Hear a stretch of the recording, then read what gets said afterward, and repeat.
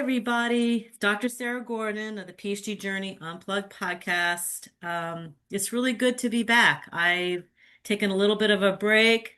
I've been out in the world traveling a little bit and learning and coming back with kind of just a different mindset about what this platform is going to be about. And I'm honored to have, do you want me to say Nick or Nicholas? Next time. Okay, I'm really honored to have Nick Kelly on the show to just have a real conversation about his life, about the things that he's overcome in his life, and how joyful and positive and inspiring he is. Because really, at the end of the day, we're all hopefully trying to live our best lives.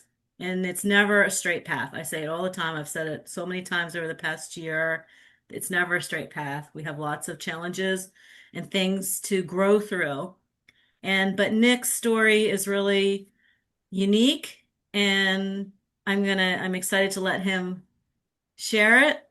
And then I have some questions for him so we can all learn from him.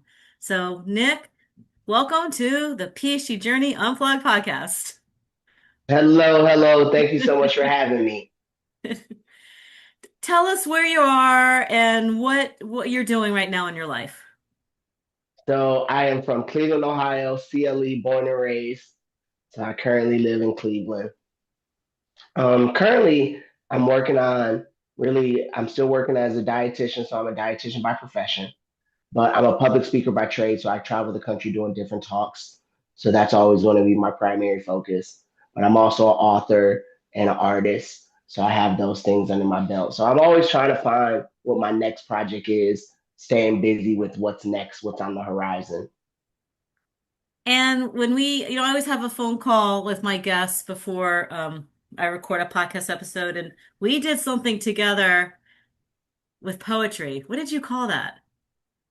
I do freestyle poetry. Freestyle poetry. So I would like to try that today. So we'll see. We'll see if we get a good rhythm towards the end, maybe of the podcast episode, Maybe. or whenever you want. But so Nick,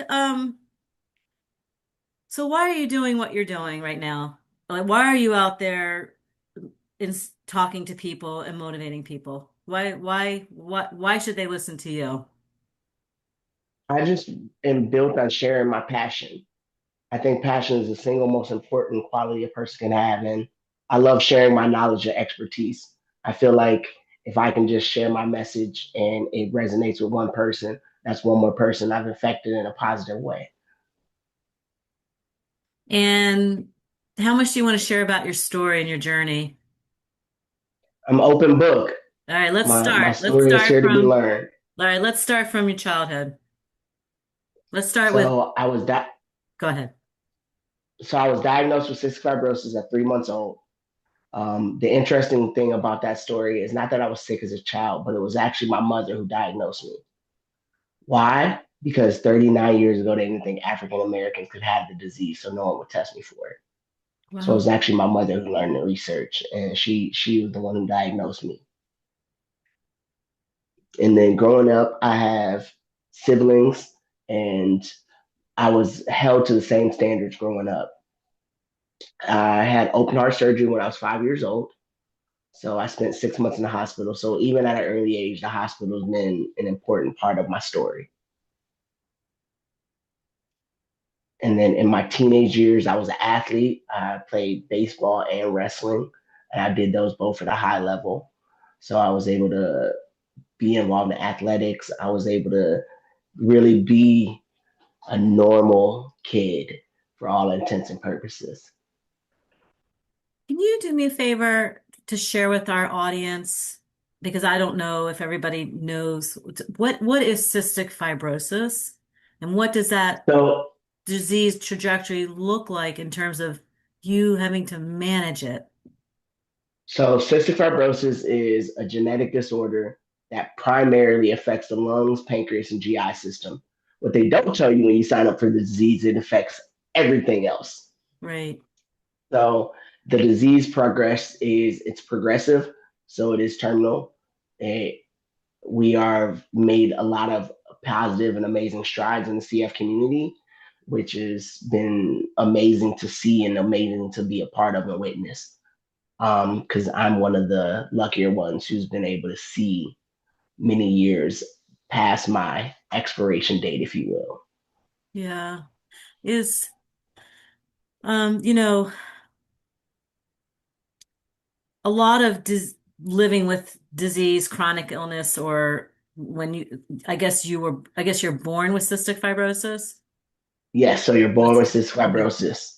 A lot of it, a lot of life is attitude. And when I met you, when we had our first phone call, I mean, I think I read that, but I don't, that doesn't define you in any way. No, let me take that back. It's part of you, but you're so much bigger than it. And so how do you get there? How do you become so much bit? I know it's part of who you are, but how do you become such a brighter light beyond that? I think there's a bunch of things to attribute to that. First, I have to attribute my family who never allowed myself to look at as sick. They never allowed me to look as sickly or be seen as different. And Good. so that kind of state shaded, or excuse me, that kind of laid the foundation. And that foundation I was able to build on top of and just realize I am one person and it CF is just one part of my story. It doesn't define me, but it has helped shape me to who I've become. Yeah. Do you have physically, do you challenge, is it challenging day to day in your day? I'm, you only share as much as you want, but because I want to get to like how motivational you are. And I want people to have an understanding of like, okay, maybe you have something hard going on in your life today, but you can still choose to smile and to shine bright. So do you physically feel discomfort every So, day? fatigue. I take 40. I'm responsible for 40 medications a day. So I feel fatigued often. So CF, what happens is it builds this thick, sticky mucus inside the body, which plugs up things, especially in the lungs. That thick, sticky mucus causes bacteria to attract to it. That bacteria eventually causes scarring, which eventually decreases your lung function. So I'm stuck with a lot of days where I'm feeling fatigued, where it's just a struggle. Um, and that's just one part of the story. I also have diabetes, so I have that to manage. I have some other comorbidities that I'm all trying to manage. So each day is for me is just a different grind to manage my health. Okay. So thank you for that honesty and vulnerability because I feel like I struggle a lot with more like, mental health issues because I just carry a lot, I think very deeply about things and it's hard to go through life when you are a deep thinker about life. Um, and so I think if we're open and we're honest and vulnerable, hold on, let me just make sure you can hear me. It says my internet connection is unstable. But I think when you're open and honest and vulnerable, then you realize we're all, we have so much similarities in things in life. We have a lot, and it's really how we choose to live our lives, right? I choose to exercise and put positive things in my life that help me grow and to help other people shine. And I think you do the same. So give us some examples of how when you go out in the world, what do people say to you? Like are they say do they do you how do you inspire them? Because I think the more honest and vulnerable I am on this platform, the more I can help people and say like your life matters, you matter, and you have a purpose and shine bright. So for me, I've heard a little bit of it all. I've heard I'm not gonna make it to, I was told I wasn't make it to 1 years old. I was told I wasn't gonna make it till two, till after five. I wasn't gonna make it till 10, 13, 16. And at that point, they just stopped counting me out. So I've heard all of that. In college, I had professors questioning me why I went to college if I knew I was going to be sick. Like I've heard, all of the things like you're not meant to do this because of these situations. You're not able to do it. I've had mental health issues where people say, you know, you're you're never going to be able to succeed with that type of mental health. And so I've heard it all. I've been a part of all the conversations. And for me, it's just motivation to prove everyone wrong. So I've shared this a few times on my show. I had a professor in my second class. I had him for 16 weeks. I had this one professor for 16 straight weeks. They were 8-week courses, and I had two back-to-back courses with him. And he told me I wasn't going to be successful. I would not get my PhD because I didn't have a strong exercise science background. My background's in psychology. And so I call them the naysayers. And I heard a lot of it too. The why would you do this? And you're not going to be successful. And I have to tell you, recently, I've been listening to some of the most successful motivational voices out there, right? They've all had that. They've all had all the people on the sidelines telling them why they aren't going to be successful at something. So, what is that? You know, what is that? People without vision are unable to see vision. Wait, I'm going to And say that again. People without vision are are unable unable to to see see vision. vision. Okay, I love that. Go ahead. So that really is something that I've just learned with people aren't able to see it. They're so close to their environment. They aren't able to see there's more past that. They can become tunnel vision. So they aren't able to see the things that they didn't know were there, or they're unable to imagine the things that aren't there. It is not hard nosed, tangible. It's like, no, I'm working towards something. They might not understand it, but it's not for them to understand. So it's being a visionary, Yeah, and not everybody is a visionary. You're right. not everybody is at all. Yeah. I mean, not to be corny, but I always had a vision of having somebody like yourself, present on this podcast because I think that you can teach people how to, just put one step forward and believe in yourself. Really. That's really what we're all here trying, most of us, to accomplish in different ways, is to thrive and to enjoy our lives. And so every time somebody would tell you what you can't do, I love that you internalized it like, well, yeah, I'm going to show you what I can do. And that's turning negativity into positivity. Ooh, there's the start of a free-flowing poem, I think, right there. There you go. Yeah, we turn negativity into positivity Understand that those things coincide and co-align. Everything we do will coincide. because through it all, we're gonna climb.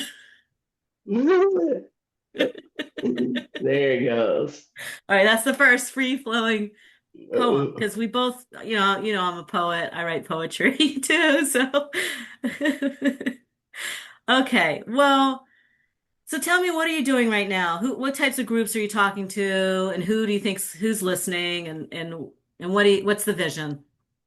So I talk to a lot of like clinicians and future clinicians. Okay. I talk to a lot of those.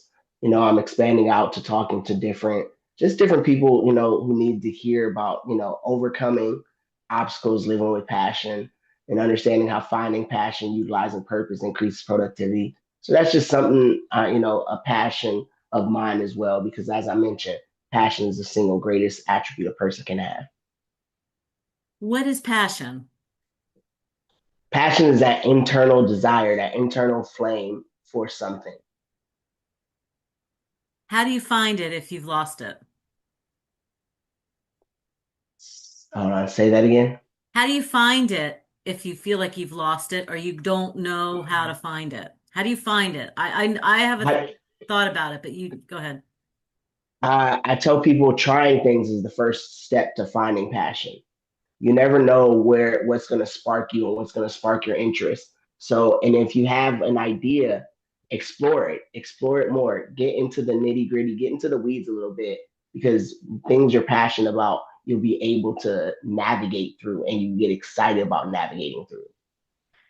So true. I like to say, what is something where you feel most alive or you feel most authentically yourself?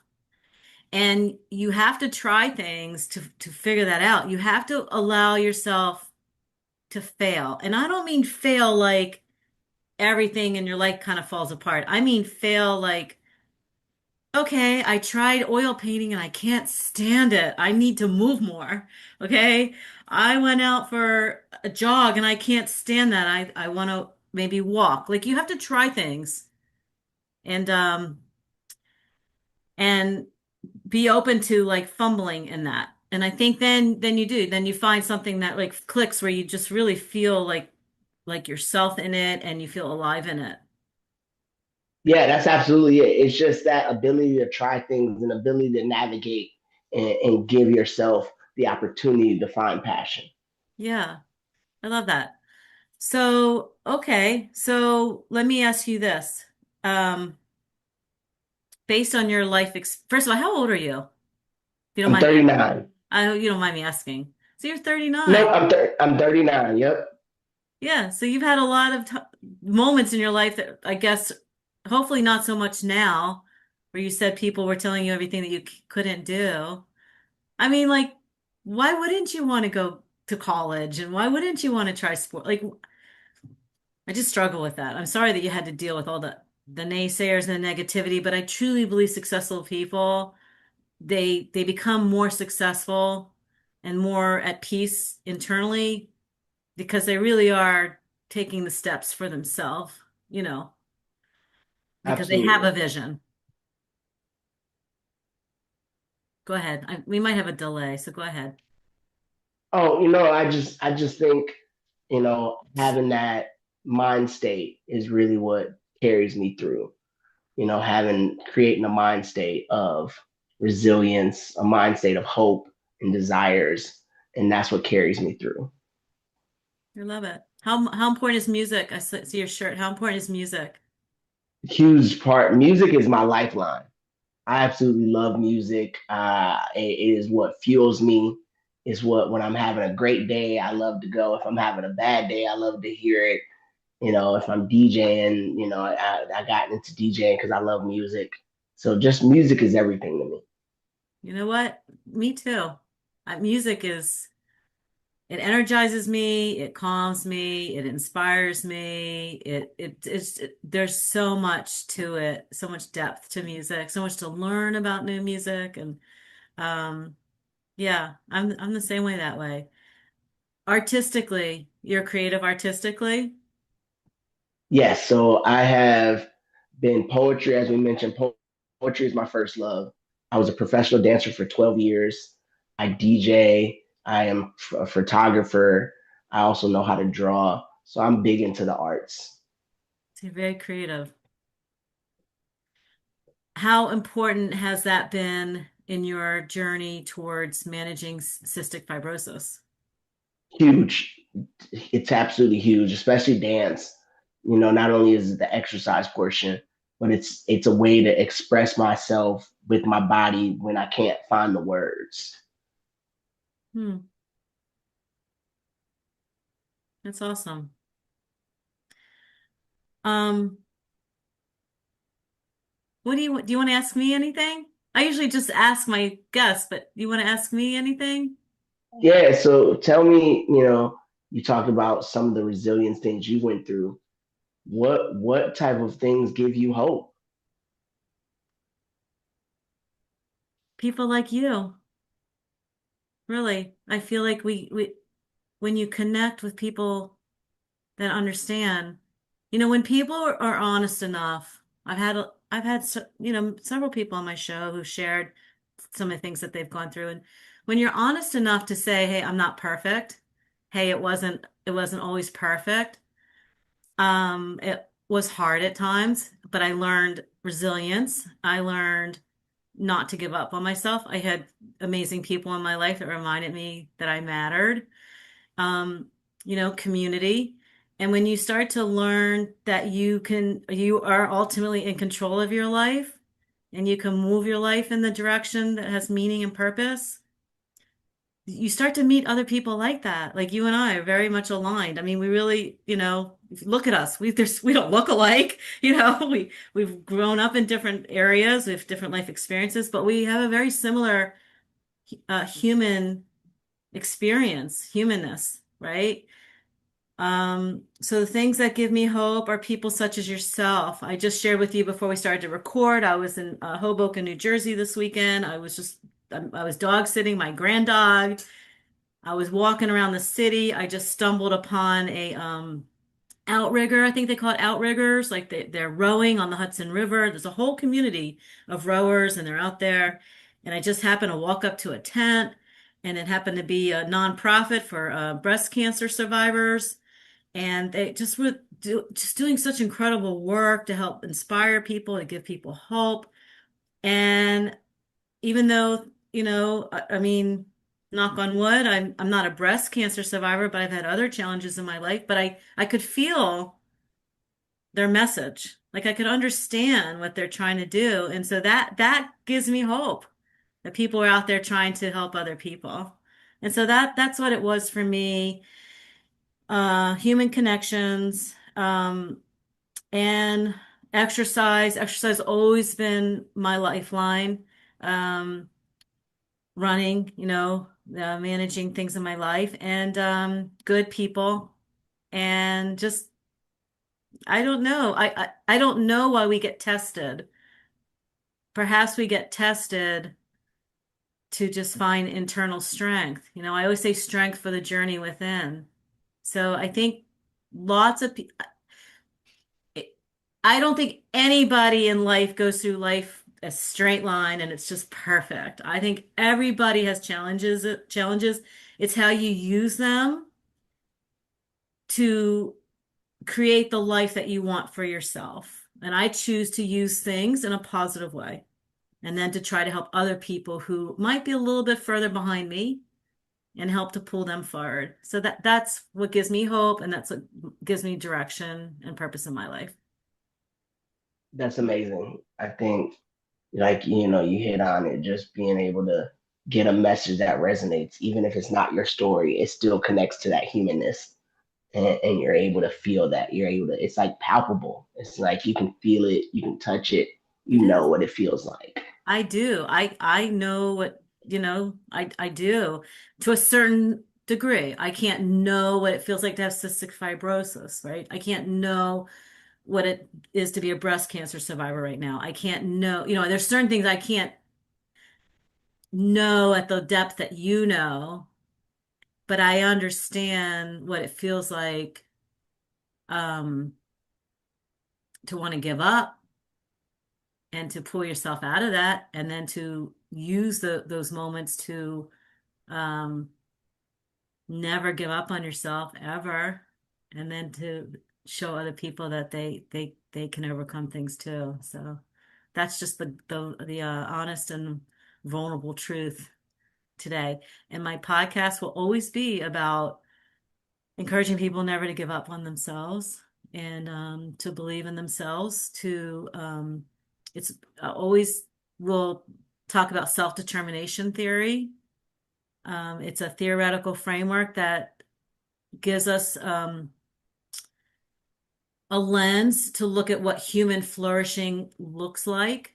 It's about these basic psychological needs of autonomy, competence, and relatedness, which means that autonomy is Nick, you deciding to go to college, you deciding to play sports, you deciding to do all the things that you've decided to do in your life, even though people told you can't do it, you shouldn't do it, and why it wouldn't work.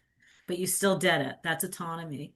Competence is what we said about trying things, learn skills, gather skill, learn a new language, take a painting class, go, learn something, try a new job, blah, blah, all those things, gain these competence and skill sets because that's where you gain confidence and you figure out what you truly love to do. And relatedness is having, not isolating yourself. right? This podcast is about building a community. The people who listen, our audience, this is a community, right? There's lots of ways to have a community. You can have it through music, through art, through sports, through work, through every book club, I mean, poetry. Find a community because humans aren't meant to live in isolation. We're meant to have connections. And so that's it. That's what self-determination theory says. When we move our lives in those directions, we become much more intrinsically motivated. We find enjoyment in life, and then ultimately we can flourish and we can thrive. And I just came back from overseas. I was in Geneva, Switzerland. I gave a presentation at the Ninth International Conference on Self-Determination Theory. I would love for you to be at the next one. It's in 2029. It'll be in Quebec, Canada. I think you should be there, part of Okay. that community. There are about 800 of us from around the world, and looking at self-determination theory from business perspective, academics, like school, K through 12, health, wellness, mental health, sports, policy, all kinds of different angles to look at how can we all live our best lives within self-determination theory framework. So, yeah, it's all good stuff. It's all the opposite of negativity, oppression, discrimination, all that negative junk in the world. This is the opposite. This is so I how can love we all that. shine? How can we all shine and live our best lives and help each other? Like you putting in the, setting the feet in motion, Yeah. getting the wheels in motion and, laying the groundwork for people to ultimately, get the opposite of the negativity. Yeah, and I think here's what I'd like to say to anybody listening to us today. What feels better? I mean, just ask yourself that simple question. When do you feel better? Do you feel better when you go down these rabbit holes like of negativity or self-pity or why me or I can't do it or it'll never work. Um, maybe they're right. What is all that?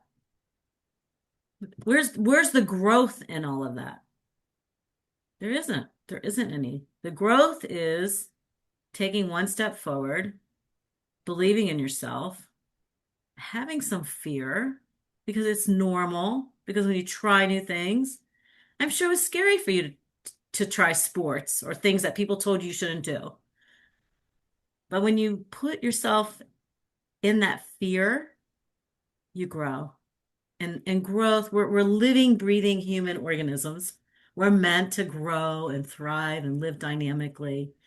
And I think that's where we can find opportunities to live our best lives. Amen. That was my little.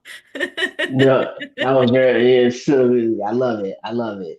All right, I want to. Dropping gems. Well, I don't really know what else I'm supposed to do, honestly. I feel like that's just my personality. I feel like connecting with somebody like we are here to tell people like, just believe in yourself. Believe in yourself. It's such a simple concept, but it can be so difficult for people to do. And I tell everyone like your purpose comes from within.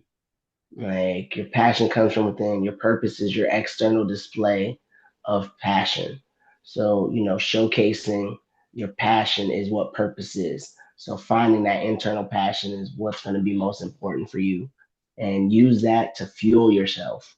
Use that to catapult you into different heights, different stratospheres you didn't know you could reach. I'm trying to come up with see, I don't know if I can do free-flowing poetry because I'm a writer. I'm a deep thinker, like writer type. So Yeah, I want to try it because I think it's fun. I think it would be fun to just be out there and be like, somebody say something. I think I want to fly. Yeah, me too. Let's reach for the sky. Uh,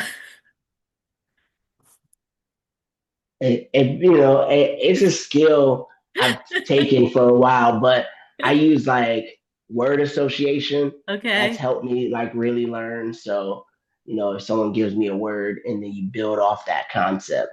So you do concept training and word association, and Okay, that's really helped me. let's use the word hope. Let's try it. Okay. Take your time. It's fine. We just this is our time. All right. Hope. Hope is what we strive for. Hope is what we're looking for in every essence and every day we pray and every day we pray that our hope will get better. HOPE got me looking at me, thinking about that mirror inside, that man in the mirror. The man in the mirror is what I try to find. He is what lies in my side of my hope. Every time I think about it, I try to go crazy. But when I start thinking about it, it's something sent me. Oh man, I got me feeling lazy. But I got to get off the couch. I got to drive. I got to go. I sometimes have to know that hope is inside of me, but I can't see to find it. Sometimes I'm missing without it. I need to hit this button, rewind it. And I'm gonna add, nope, nope, nope. We've heard it all the time. Mm-hmm. Nope, nope, nope. Mm-hmm. Let it go. Don't give up on hope. No. Hope is the opposite of nope. Hope is the opposite of no. All right. Well, I'm inspired by you. I'm proud of you for rising above all the other stuff that you've had to deal with. I think that we both smile sometimes when we know things are hard behind the smile. But I always say it feels so much better to smile, you know, and to help other people smile and to lift each other up. Up, up, up. Up, up, up and away. That one's too easy. Yep. See, I'll All take right. low hanging fruit. All right, wait. Up, and away, they say. Let's just all go have some fun and play. You know why? Because every day, who's to say? We don't know.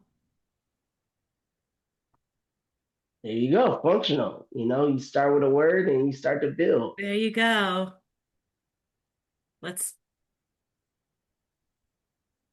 let's wrap up the show. And you never know. You Uh never know. you never know. So go, go, go. I sound more like Dr. Seuss. That's the only problem. Yeah, You sound a little bit yeah. more creative. It's a process. I've been doing this for a real long time, I like so thinking to it myself. is. It becomes a process. You definitely, and you find your navigational flow, like your cadence. That's another thing that really helps me because I know what my cadence is.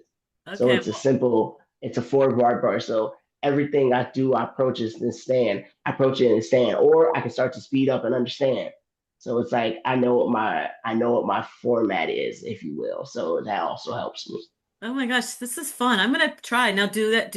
Are there ever like venues where you can just go up on stage? I know there's free, like poetry readings, but are there things where people go up and do that, freestyle poetry? Yeah, yeah. So poet events are really great. Where there's gonna be art. Art events are another one where you'll see it as well. A lot of people write, still write. I'm just one of those people. Like I'm not good at memorizing my poetry, so I learned to become more efficient in freestyle writing, or not reading, but I've become more efficient in using freestyle poetry instead of writing. Do you write music too? I haven't written music since I was in college, Okay. Hmm. but I love music. Like I said, I do love music. Yeah. That's awesome. So, okay, what tell us what's on the horizon for you? Um, Speaking engagements, always looking for speaking engagements, always want to engage in individuals, like just helping them. Um, Trying to figure out what's next, honestly. I'm trying to figure out my next project. When I finish my cookbook and I finished my children's book, it was like, okay, I've done these goals, I've knocked them out. Now what's going to be next for me? Huh. What tell us about your cookbook? Tell us about those books. See, So my cook, you drop these little things, and I'm like, there's so much here. I'm just gonna have to dig for it. Tell me about your books. so my cookbook is called No Need for Seconds, a high calorie cookbook. So it was a 7 year process for me to finish that cookbook because I had so many things go wrong, but I kept doing it. I kept grinding away, and I love how it came out. The primary, so there's like high calorie foods and comfort foods. So, everyone can use it. The original population, target population was athletes, CF, failure to thrive, cancer, pre and post chemo, and then snapshot weight management. But it's really for anybody who just wants a delicious meal. Um, and then my children's book are the adventures of Miss Messy Susie Magoo and her Cuff Cough crew, her respiratory zoo, and her enzyme crew. So it's about a little girl named Susie Magoo who has cystic fibrosis who learns different therapies a part of her health. So I'm co-author and co-illustrator on those books. That's amazing. If where can you find those books? All those books are on Amazon, So so you can find all the books. would they put Nicholas Kelly in there and it'll come Yeah, up? you can. It'll come Nicholas Kelly, and they should be able to come up. So, or like I said, no need for seconds, or Susie Magoo. So that's Suzie Magoo MCGOO, and they'll come up as well. I love that. No Need for Seconds is the cookbook, and Yep, Susie McGill. is the children's books. And is that when did you come up with that name because of like the lungs and the like you said the thick mucus in your lungs? Is that what that was? No, McGill? to, my co-author came up with the name for Susie Magoo. But Actually, I love that name because yeah, she came up with the name. because you could kind of think there's that parallel there, even though yeah. Yeah, so I'm not sure. I'm not sure. I never asked her what like prompted her to do it, but she was the one who thought of Susie Magoo's name. So when you said the cookbook, I'm just curious because I'm actually getting ready to start my own journey on writing a book. I'm giving myself about a year. So when you say 7 years, maybe a year is too lofty of a goal. What were some of the, I'm just curious, my audience, perhaps they might be curious, like if you want to write a book, like what were some of the setbacks? Um, so there's a lot of stuff I didn't know when I first wrote, when I first was getting into the cookbook, and originally I hired a chef to do the recipes. All I wanted to do was the nutrition analysis and the writing, but my chef ended up kind of messing me over. I had multiple chefs kind of either mess me over or play, not take it serious. So I ended up having to write all the recipes myself. And so that was a big difference. And like, I'm not a chef, but I understand how flavors come together. Excuse me. No, I that's understand how okay. flavors come together. And that's my real skill set. Do you think that was a blessing in disguise? Uh, it was something. But I mean, It was something. you end up writing your own recipes. Yeah, it was. I mean, it took a lot of time. Like I said, it took a lot of Wayworth and just really creative thinking and thinking outside the box of how I can make something normal or something standard be something unique Yeah, without making it too difficult. that's awesome. Okay, well, um, what I have one more question, and I know if you're getting tired, we'll wrap up. But why dietitian? Why is the nutrition? I mean, I know nutrition's important, but why is that such a focus in your life? Was that what you learned in terms of managing cystic fibrosis? Could you repeat the middle part of that question again? Sorry. Why are you a dietitian? Why is nutrition so important in your life? So it's funny. That's actually a funny story. I became a dietitian. So I went to college to be for computer technology.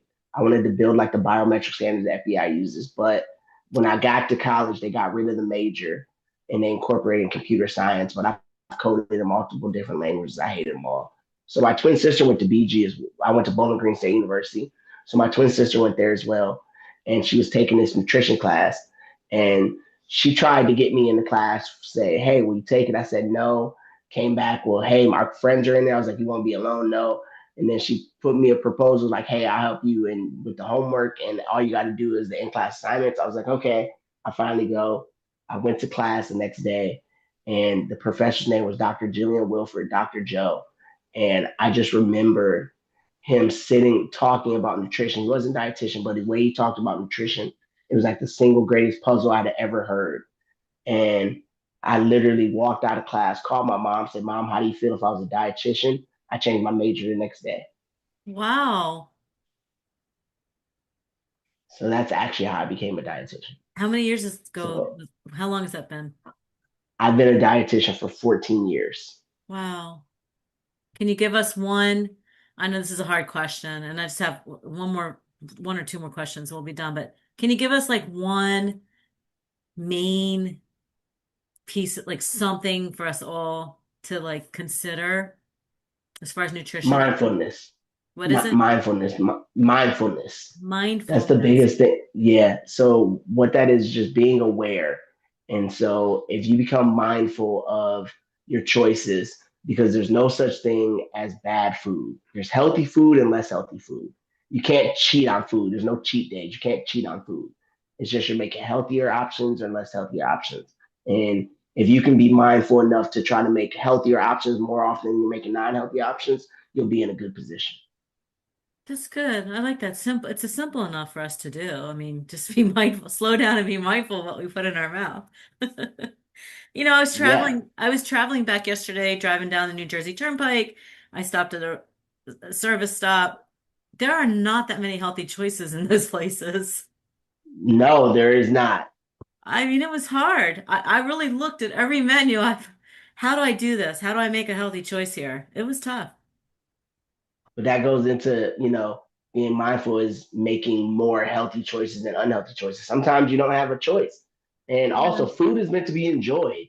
So you still want that element. Food is meant to be enjoyed. So you put those pieces together and that allows you to navigate through the situation. So you ultimately get the best out of the nutrition you're looking for. I think that's excellent wisdom. Thank you. I'm going to take that to heart for myself too.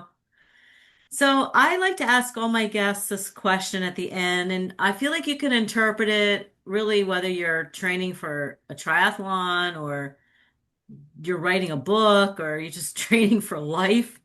So I'm going to ask you this question. You can answer it any way you want, figuratively, metaphorically, literally. And then I'm going to give you the final words to share with our audience what you think they need to hear from Nicholas Kelly. Okay? Okay. Okay. Okay, so Nicholas Kelly, what are we training for?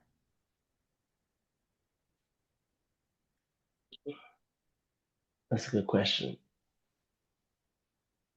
I'm training to be better than I was yesterday.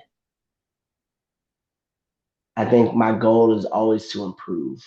So I train to make sure that I can be the best version of myself every day, even if yesterday was a tough day and tomorrow might be worse. But if I can put my 2 feet forward, then that's what's ultimately going to be most important for me. So I'm training for excellence. I love it. And what do you want to, any final wisdom or words that you want to share with our audience? I mentioned it earlier, but I want to mention it again. Passion. I think passion is the one thing. If anyone takes anything away from Nick, like it let him know that he lives with passion. And I think every single person, if you find passion, you utilize purpose and increase productivity. And that's not like just a bottom line, but productivity is any element that increases how successful you are in an activity. Your productivity, you become more productive with your family, you become more active with your kids, those different things, you become better at work. There's always these different levels, but that all starts with finding passion.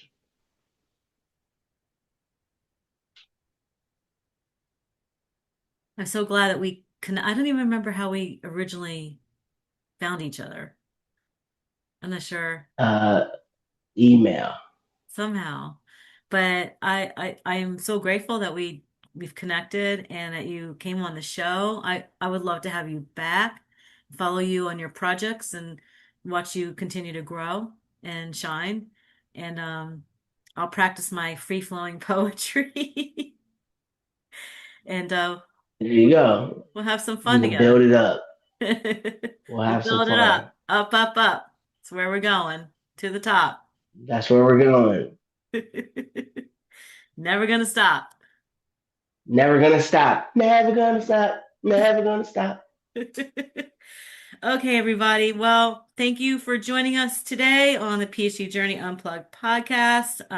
It was an honor to have you on the show to learn from you and to hear your story. And I hope that if you're listening to us today, that it resonates with you in some way, that you recognize that we're all perfectly imperfect. I love that expression because none of us have all the answers. We're all trying to do it every day the best that we possibly can.